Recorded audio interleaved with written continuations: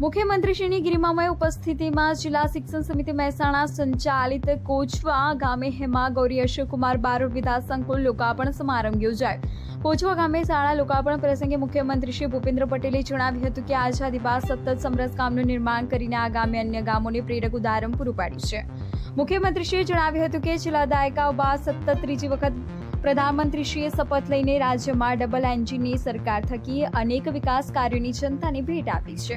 મુખ્યમંત્રીશ્રીએ ઉમેર્યું હતું કે સરકાર સાથે નાગરિકો વિકાસ કાર્યમાં સહભાગી થાય તો વિકાસની ગતિ બેવડી થઈ જાય છે।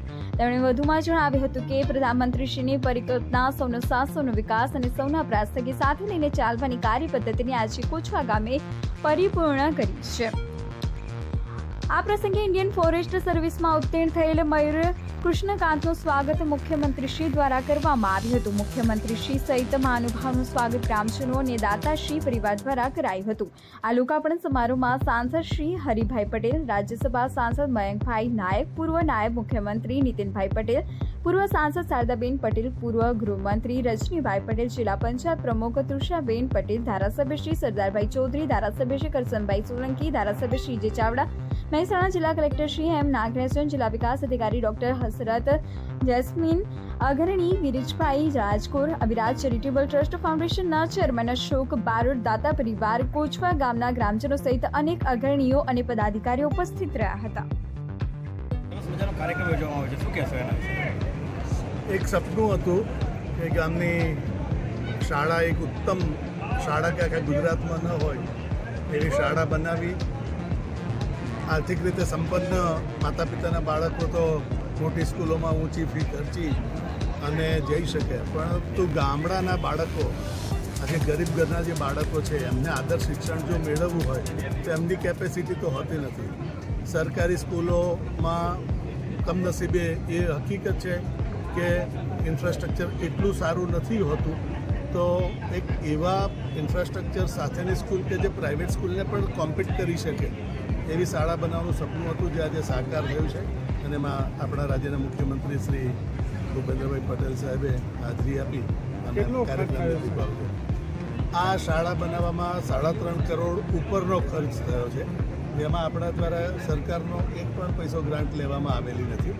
મોટે ભાગે જે ડોનેશન છે એ વ્યક્તિગત રીતે મેં, મારા પત્નીએ, મારા બાળકોએ યુએસએથી એ કર્યું છે, મારા અંગત કુટુંબીજનોએ એની અંદર કોઈ યથાશક્તિ યોગદાન આપ્યું છે અને ગ્રામજનોએ પણ યથાશક્તિ યોગદાન। ગામ માટે શું કરવા? ભવિષ્યમાં તો ઘણા સપના છે, ઉપરવાળાની કૃપાથી જો એ થાય તો, અને ગામ લોકોનો સહકાર મારે આર્થિક સહકાર નથી જોઈતો, પણ એક મોરલ સપોર્ટ જોઈએ।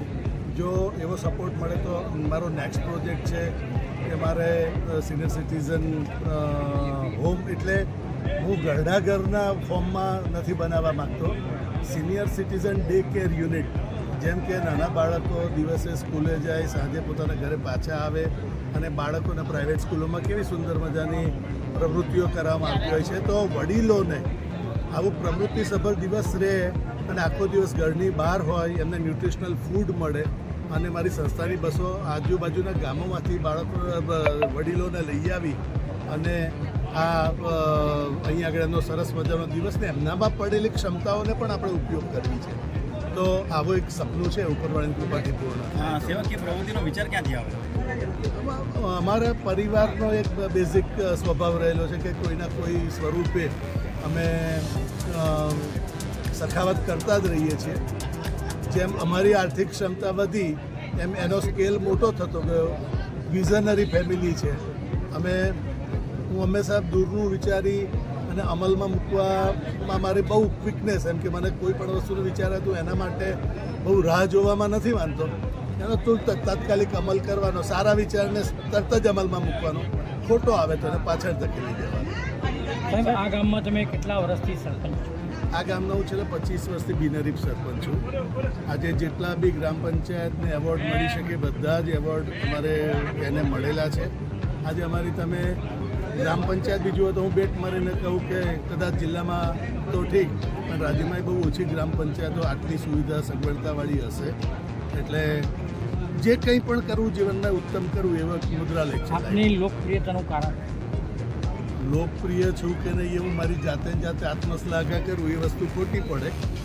એ વસ્તુ એ બાબતનો જવાબ લોકો પાસેથી મેળવવાનો. હું મને મનગમતું કામ નિજાનંદ રૂપે શિવોહમ શિવોહમ મને મનગમતું જેમાં મને આનંદ આવતો હોય એવું કામ કરું છું અને લોકોને એ સારું લાગતું હશે એટલે લોકપ્રિયતા આપણી હશે.